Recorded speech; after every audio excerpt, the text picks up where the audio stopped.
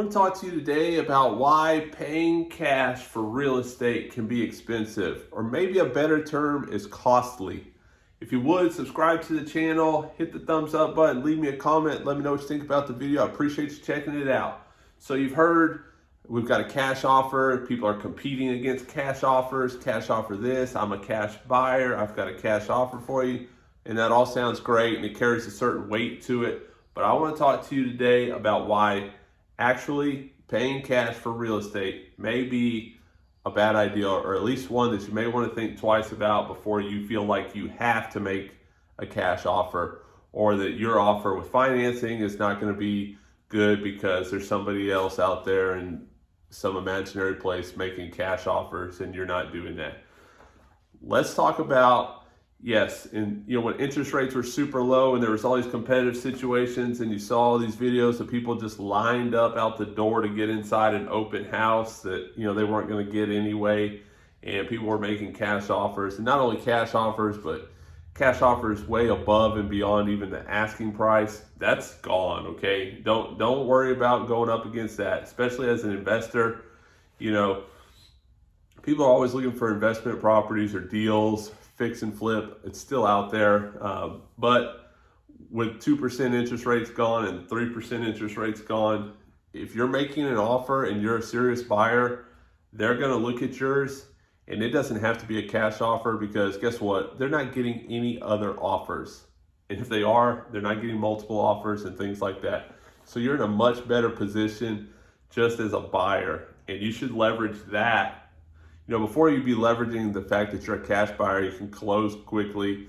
You're not going to beat them up on a home inspection, contingencies, things like that. All that's gone. You need to lose that thinking if you still have it, or if you're doubting your offer. Go in with a confident offer, because the fact that you're able to purchase and you're willing to purchase, that's what they are looking for right now in most markets, especially depending on the type of property and the area that you're buying it and the volume. So know your market, I would say, first and foremost, and then take it from there. And I would think about this too. If you're an active investor looking to buy properties, regardless of your strategy, be aware of the cost of your cash. So if you're active and you're looking to do multiple deals, or maybe you're going to do a rehab too, and as an investor, cash is one of your most important tools that you have, and it allows you to buy properties, it allows you to fix properties. It's the tool that you work with in a lot of cases, is your cash. So with that in mind, if you deploy fully go in cash on a deal, you've lost that tool, and you're now dealing with opportunity cost. And I've talked about this in some of my other videos, but if you put all your cash in on a deal that was okay or good or whatever the case is, you're going to make a good return on that. But another one comes along that's even better deal. You need to be able to gauge how satisfied you're going to be with that second one coming along, and you not being able to partake in it because you put all your cash in the first deal. Are you okay with that? Are you that confident in this first deal that you're going to go with that you're okay with whatever comes along next? You're not going to be able to participate in because you've deployed all your cash on the first deal.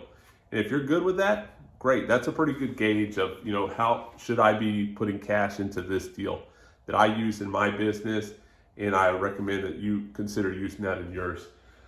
The price of borrowed money, when you're getting a loan, you're looking at the interest rate. I'm getting a loan here for 6, 7, 8, 9% interest rate.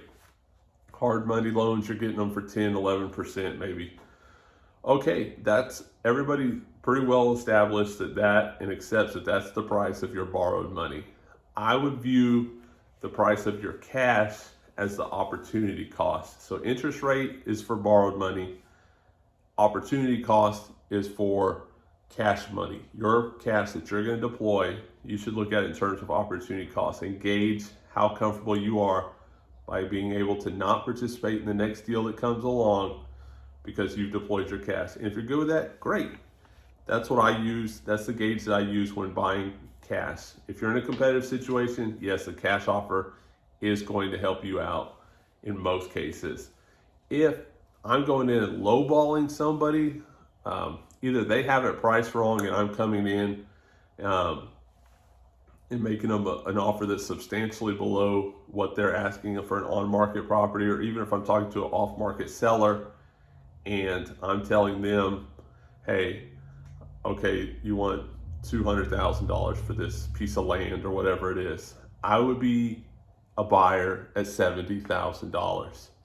We're way off there, but I may be resetting their expectations of what that property is worth. I've done more research than they have in a lot of instances. They may not actively be researching prices and sales and things like that. So I at least get them an ideal, and then I follow up with that low ball offer of, this could be a cash deal, can close quickly, 30 days, you'll have your money as long as the title work comes back, clear and no problems that we have to jump through, we'll be good. And to people, that has a lot of value sometimes, is that it's going to be smooth. Their blood pressure won't be going through the roof trying to get this stuff done. They're not going to have to run around and deal with title companies and things like that. But in that situation, a cash offer has value. I have made cash offers before, and they say, I don't care as long as I get paid.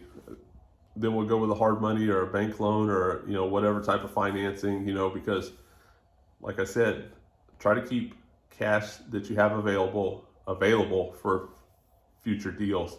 And if you tie it up in a property, just know you're going to have cash tied up in any project, but just know that that's your cost of that cash, is your opportunity cost going forward.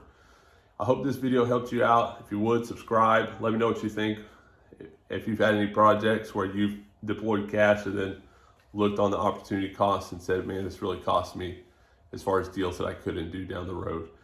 Thanks for checking out the video. Subscribe. See you on the next one.